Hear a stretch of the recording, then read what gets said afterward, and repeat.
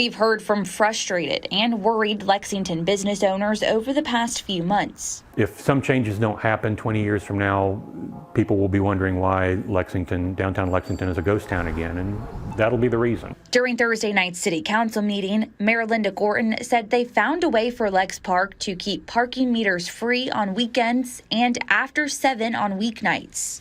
In early December, when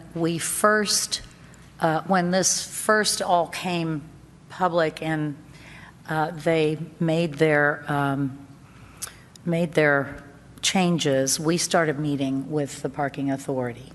Meter enforcement hours used to be Monday through Friday, 8 a.m. to 5 p.m.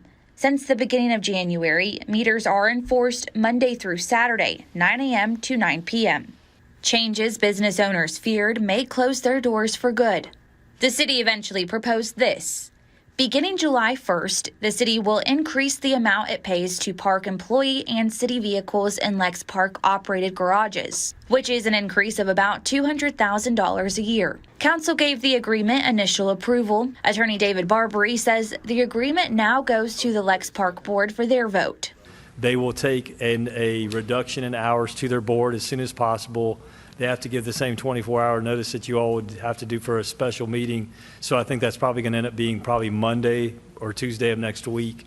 And there's a commitment from them that they will recommend to their board that they sign off on this agreement. And maybe give business owners a little more comfort again.